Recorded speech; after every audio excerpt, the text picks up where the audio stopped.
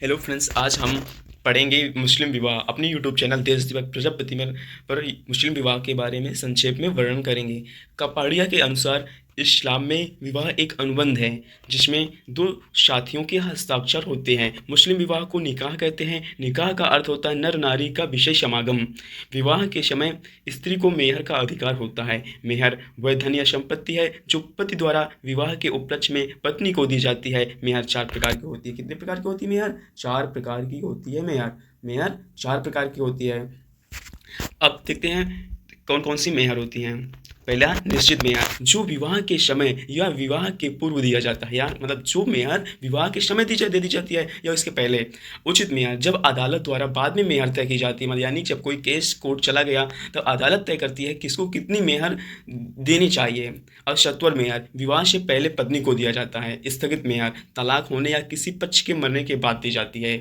अब चलिए देख लेते हैं मुस्लिम विवाह का प्रस्ताव लड़के की ओर से लड़की वालों के पास भेजा जाता है। यानी जब मुस्लिम विवाह का प्रस्ताव लड़के की ओर से लड़की वालों की तरफ भेजा जाता है तब यह कार्य सामान्यतः मध्यस्थों द्वारा, जो साधारणतः रिश्तेदार या पड़ोसी होते हैं, विवाह के लिए लड़की की स्वीकृति आवश्यक होती है। यानी मुस्लिम विवाह में लड़की की स्वीकृति 100% उसकी स्वीकृति होनी चाहिए लड़की की। विवाह के समझौते के समय लड़का और लड़की वयस्क अर्थात 15 वर्ष की कम आयु के होने पर विवाह में उनके संरक्षकों या की अनुमति आवश्यक होती है। संरक्षकों में यदि विवाह की स्वीकृति पिता या बाबा के अतिरिक्त किसी अन्य व्यक्ति द्वारा दी हुई है तो वयस्कता के साथ विवाह को अस्वीकृत करने का अधिकार दोनों पक्षों को होता है। इसके ख्याल में इस मतलब कि इस ख्याल उल को हम वलूक कहते हैं। क्या कहते हैं? वलूक कहते हैं। वैवाहिक समझौतों के साथ लड़का लड़की को मेहर देने का वचन देता है। मेहर उस धन संपत्ति को कहते हैं जो विवाह के उपलक्ष्य में पत्नी को पति से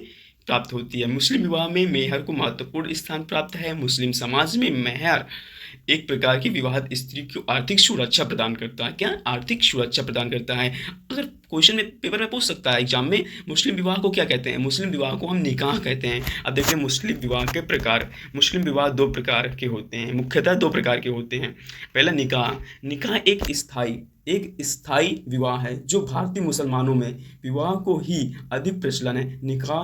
निकाह साधारणतः दो वकीलों द्वारा लड़की और लड़के की इच्छा जानने पर रजिस्टर पर उसके सबके हस्ताक्षर लेने के पश्चात काजी द्वारा अरबी में पढ़ा जाता है। काजी द्वारा अरबी में पढ़ा जाता है निकाह को। चलिए देख लेते हैं नेक्स्ट, मुताह।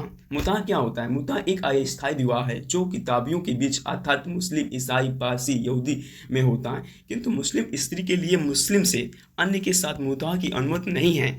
शिया मुसलमानों ने ऐसे विवाह का रिवाज है, किंतु सुन्नी केवल निकाह में ही विश्वास रखते हैं। यह एक निश्चित अवधि से, जैसे एक दिन, एक सप्ताह, एक साल या इससे अधिक समय के लिए होता है। मुताह में भी मेहर आवश्यक है। मुताह में मेहर के अतिरिक्त पत्नी को अन्य अधिकार जैसे निवास या भरण पोषण संबंधी अधिकार आवश्यक रूप से प्राप्त नहीं होते। इसमें साधारणतः किसी प्रकार की अनुमति या समारोह, किसी प्रकार की अनुमति आदि की आवश्यकता नहीं होती है। किंतु मुताह विवाह से उत्पन्न संतान भी वैध मानी जाती है। मुताह में विवाह से उत्पन्न संतान भी वैध मानी जाती है। संक्षेप में कहा जा सकता है कि निकाह एक स्थायी समझौता है जिसके अंतर्गत पत्नी को मेहर, भरण पोषण और निवास का और पति को यौन संबंध स्थापित करने का अधिकार प्राप्त होता है। इन अधिकारों के साथ ही पत्नी के भरण पोषण की आवश्यकता व्यवस्था करना कर्तव्य हो जाता है। जैसा कि ऊपर स्पष्ट किया गया है कि मुताह एक अस्थायी विवाह है जो एक निश्चित अवधि के बीच स्त्री और पुरुष दोनों को यौन संबंध और इससे उत्पन्न संतानों को वैध कहा जाता है। क्या कहा जाता है? वैध। अब देख लेते हैं मुस्लिम विवाह संबंधी प्रतिबंध। विवाह संबंधी क्या क्या प्रतिबंध हैं ये बताते हैं। मुसलमानों में विवाह के लिए साथियों के चुनाव पर विशेष प्रतिबंध नहीं है। मतलब साथियों के चुनाव पर विशेष प्रतिबंध नहीं है। साथियों के चुनाव में दूध का बर्ताव आवश्यक है। इसमें चचेरे और ममेरे भाई बहन में विवाह हो सकता है। कुरान के अनुसार एक व्यक्ति अपनी अति निकट संबंधी माता, मौसी, बहन, भांजी और भतीजियों से विवाह नहीं कर सकता है। तो कर किससे कर सकता है? अपनी सगी संबंधी भाई बहन से विवाह हो सकता है। एक समय में दो सभी बहनों को रखना भी हराम माना जाता है, मतलब गलत माना जाता है। साधारणतः गैर मुस्लिम और विशेष रूप से मूर्ति पूजकों से विवाह निषिद्ध है। मतलब अच्छा सही नहीं है।